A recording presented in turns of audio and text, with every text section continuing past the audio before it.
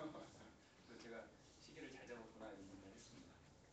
그리고 그 과학문화 그 SNS 소통 플랫폼이라고 이렇게 얘기를 할 때 플랫폼 그러면은 생각하는 게 대부분 그 테크니컬한 어떤 시스템을 생각하는 경우가 많아요. 근데 처음 프로젝트를 진행할 때도 마찬가지로 방향을 어떻게 잡을 것인지 고민을 많이 했었거든요. 그러다가 이제 저희가 잡은 거는 뭐냐면은 각 기업체에서 각 기업들마다 가지는 경영 목표 뭐 이런 게 있지 않습니까? 그러면 그 목표에 그 시스템들을 어떻게 배치하고 어떻게 그 저기 경영 목표에 도달할 것인가에 대한 그런 전략을 세우게 돼요. 그래서 그런 어떤 그 방법론을 여기다 적용을 한 겁니다. 그래서 단편적으로 내가 SNS 전문가다라고 하시는 분들이 많이 계신데 그분들하고 얘기를 나누다 보면은 그분은 굉장히 이게 북한적인, 다시 말해서 블로그를 내가 굉장히 잘한다. 그럼 나는 SNS 전문가가 되는 거고, 내가 컨텐츠를 굉장히 재밌게 쓴다. 사진을 잘 찍어서 잘 올린다. 그러면 내가 SNS 전문가다 이렇게 얘기를 하시더라고요. 그런데 그 기업의 기획실이나 또는 어떤 조직의 목표를 달성하기 위해서 SNS를 담당하고 있는 사람 입장에서는 그거 하나만 가지고는 그 목표에 도달하기가 어렵거든요. 그래서 이제 우리는 SNS 전략을 그런 어떤 관리자적인 측면 또는 그런 그 조직이나 그 단체가 가지고 있는 목표를 달성할 때 SNS를 어떻게 어떻게 이거를 갖다가 뭐 구성하고 조정하고 관리할 것인가라고 하는 그런 수단적인 측면에서 접근을 했어요. 그래서 여러분들 이제 자료를 미리 드렸던 이유가 이제 시스템이라고 생각하고 오시면 안 되니까 그래서 미리 드렸던 겁니다. 한번 간단하게 살펴보겠습니다. 일단 한국과학창의재단에서 하고 있는 STS 사업이란 무엇인가 하고 그 다음에 우리가 하는 그 SNS 확산 플랫폼 내용 간단하게 보고요. 그 다음에 우리 사업단의 향후 계획 그리고 그 확산 플랫폼을 좀 급하게 이제 만들어가지고 창의재단에서 하고 있는 몇 가지 행사들이 있는데 그 행사를 플랫폼 이게 저기 파일럿 형태로 한번 적용을 해본 것을 우리가 해본 거 사례 이렇게 해가지고 했습니다.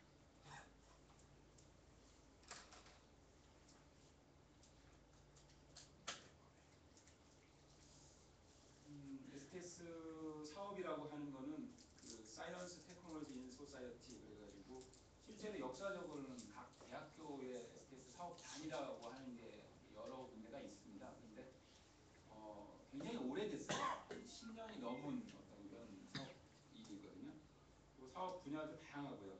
사업 분야를 보면은 그 과학기술이 사회정책에 이제 어떤 이슈를 갖다 발굴을 해주고 또 최근에 이제 이렇게 우리 같이 하고 있는 대중 참여형 그 소통 사업이 무엇인지 이런 것들, 그다음에 타 분야하고 융합을 통해 가지고 사회적인 어떤 문제라든지 이슈를 해결하는 사업들, 그다음에 창의적 과학문화 사업 모델 개발 동향 뭐 이런 여러 가지 다양한 분야들이 있고요.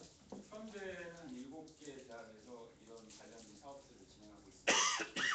건국대학교에서는 저기 김중현 교수님이 이제 사업 단장으로 계신데 아까도 이제 간단하게 설명드렸다시피 기계과 전공이세요. 근데 기계과 전공이신데 이제 이 일을 하게 되신 거거든요. 아마 이제 개인적으로는 그런 어떤 필요성을 굉장히 절실하게 느끼셨던 것 같아요. 그 이공계 학생들을 가리키면서 그 학생들이 사회에 나가서 어떻게 적응하고 그다음에 그들이 성공하는 어떤 그런 거를 쭉 보시면서 이런 소통이라고 하는 게 이렇게 중요한 거구나. 그래서 임정현 교수님께서는 이제 젊은 과학자 소사이어티라고 하는 뉴튼스라고 이제 하거든요. 그거를 지금 이제 오프라인 모임으로 지금 주도를 하고 계십니다. 뉴튼스라고 하는 모임은 그 정부 출연기관의 20대에서 40대 연구원들 중심으로 되어 있고, 그다음 벤처 하시는 분들, 그다음에 각 대학교의 프로젝트 이렇게 연구원들 이런 분들이 100여 분 계세요. 그래가지고 매달 작년 같은 경우는 이제 매월 아침 어느 날 아침에 이제 조차를 하면서 강연회를 듣는 그런 걸 했습니다. 굉장히 유명하신 법륜스님 그런 분도 모시고, 그다음에 이제 실제로 그 대통령실 소속으로 있는 과학기술위원회의 사무총장님도 나오셔서 얘기를 해주셨고 이런 거기에서 이제 우리 성정석 교수님 같은 경우는 거기에 이제 그 고정 간사 항상 이 사회를 굉장히 잘 보세요. 굉장히 아는 것도 많으시고. 그리고 저쪽에 있는 이제 이성구 연구원 같은 경우도 이제 뭐 뉴턴스의 홍보 일을 많이 담당해 주시고 계십니다.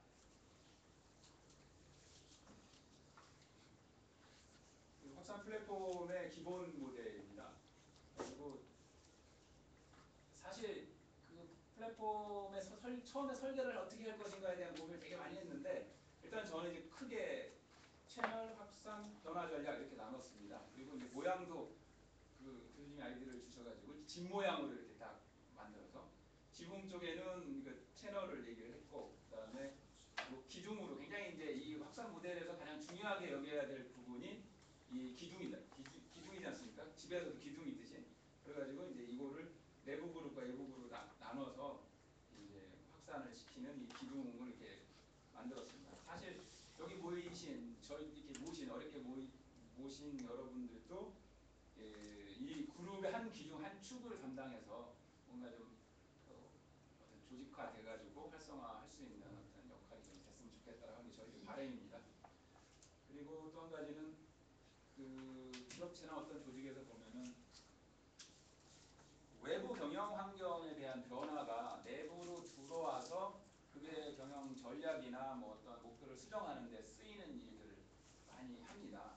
그래서 중간에 이제 컨설팅 회사들이 그 어떤 뭐 혁신 방법 뭐 이런 경영혁신 활동들을 되게 많이 하는데 그거에 대한 실패 요인이 주로 내부에 있어요. 그러니까 내부 조직원들이 그 경영혁신 활동에 대한 거를 대부분 거부하거든요. 반발하고 거부하고.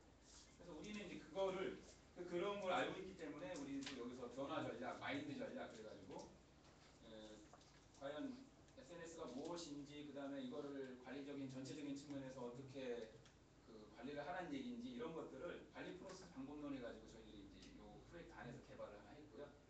그리고 실제로 내가 페이스북과 블로그를 잘 사용하고 싶지만 어떻게 해야 될지 모르시는 분들한테 실제로 교육을 시켜주자. 그래서 그 SNS 아카데미, 과학문화 SNS 아카데미 해가지고 그거를 이제 강사 교육도 수차례씩 시키고 있고 그다음에 지난주에 한번 창의재단 임직원들과 각 대학교 SDS 사업단의 담당자 되시는 분들 다 이렇게 창의재단에 불러서 아카데미 1회를 했습니다. 향후에는 그걸 확산시켜 나가려고 합니다. 그 과학문화 특히 이제 이공계 쪽에서 SNS에 대한 거를 더 잘 쓸 수 있음에도 불구하고 그거를 SNS는 그냥 개인들의 그냥 이렇게 저기 잡다한 뭐 그런 얘기나 나누는 것이라고 생각하는 사람들이 많은데 이공계 전공자들이 많은데 실제로 그 친구들한테 그 좀 이런 방법들을 가르쳐 준다 그러면 훨씬 더 잘 사용하지 않겠냐. 그래서 이제 저 밑에는 이 프로세스 관리 방법론과 실제 실무 교육을 시켜주는 이렇게 이제 전략의 큰 틀을 짰습니다. 채널 전략에서는 굉장히 많은 SNS 서비스들이 있지 않습니까? 근데 이제 과연 여기서 어떤 거를 우리가 선택할 것이냐. 왜 다음에 카페나 블로그가 있는데 왜 네이버의 블로그만 우리가 선택해야 되고 그 다음에 페이스북 말고도 또 굉장히 많은 것들이 있는데 왜 페이스북을 선택해야 되고 이런 것들을 고민을 많이 했습니다. 물론 이제 많은 사람들이 사용하고 있고 그 다음에 뭐 편리하고 그 다음에 향후에도 계속 살아남을 거라고 생각되는 어떤 서비스들 그런 것도 점수를 높게 줬고요. 또 한 가지는 그 과학문화 컨텐츠들이 과학의 컨텐츠들이 이미지하고 동영상 이런 것들이 많으니까 그런 이미지와 동영상을 기반으로 하는 커뮤니케이션 툴들이 뭔지 그런 쪽에서도 선택을 했고 그다음에 또 한 가지는 실제로 우리가 요구되는 그런 기능들이 있었습니다. 그래서 실시간 방송 이런 것들은 유스트림으로 하고 그다음에 설문조사 이런 거는 서베이몽키 동영상 블로그는 유튜브 이런 식으로 나눠서 했습니다. 내부적으로 그 우선순위 뭐 이런 것들을 정해서 이렇게 선택을 했는데 사실 이건 되게 불안해요. 왜냐하면 우리가 그 채널로다가 지금 그 페이스북하고 뭐 네이버 블로그를 선택을 했지만 아시다시피 그 1년, 2년 지나가면 서비스가 갑자기 사라지고 막 이런 게 있잖아요. 현재 시점에서는 이런 식으로 했다. 그리고 확산 전략에서는 사실 그 아까 이제 그 다른 조직, 다른 기관들의 활용 사례에서도 말씀하셨다시피 이 기업에서 필요한 SNS 활동을 외주를 준다든지 또 담당자 하나를 지정해가지고 한다든지 했을 때 지속성이 거의 없어요. 그게 가장 큰 맹점이더라고요. 예를 들어서 그걸 어떤 우리가 가지고 있는 그 컨텐츠가 굉장히 특별한 컨텐츠가 아닐지라도 이 컨텐츠인데 그거를 외주를 준다고 해서 그 사람들이 이 컨텐츠에 대한 이해가 얼마나 많을까? 이게 되게 어려운 일이거든요. 그러면 결과적으로 그 정보의 전달이 왜곡되거나 그 정확하게 전달이 안 되더라고요. 특히 이거는 이제 선거 같은 데서 많이 선거 같은 데서 극명하게 나타나는데 그 A라는 후보가 그 이렇게 선거 캠프를 막 만들어가지고 선거 활동을 하게 되면 거기서 SNS 활동은 블로그하고 홈페이지하고 뭐 이거 페이스북은 또 어디 이런 다른 회사 여기 뭐 네드플릭스가 있는데 김광현 사장한테 맡겨 줬단 말이에요. 그러면 김광현 사장이 매일 그 캠프 안에서 아침에 매일 일어나는 그 저기 상대 적이 있으니까 상대방이 있으니까 거기에 맞춰가지고 전략을 계속 구사해내는데 그걸 그때그때 받아서 SNS 활동을 할 수 있겠냐? 거의 불가능하다고 보면 돼요. 그러면 내부에서 진짜로 그 컨텐츠와 그 프로세스를 같이 이해하고 있는 사람이 그걸 다 조정해줘야 되거든요. 관리해줘야 되고. 그래서 제가 한 3번에 걸쳐서 그거를 해봤어요. 간단한 툴로 그냥 뭐 저기 네이버의 카페 툴 같은 걸 활용해가지고 컨텐츠, 그 다음에 캐리어, 뭐 이따 설명 잠깐 드리겠지만 그 프로세스 방법론을 갖다 적용을 해서 한번 해봤거든요. 그랬더니 되게 잘 맞더라고요. 그리고 실제로 그렇게 하는 분들이 별로 없으세요. 그러니까 아마 이렇게 얘기하는 것들이 한번 화두가 돼가지고 어떤 기업이나 조직에서도 그렇게 활용을 그런 프로세스 방법론에 의해서 한다고 그러면은 지금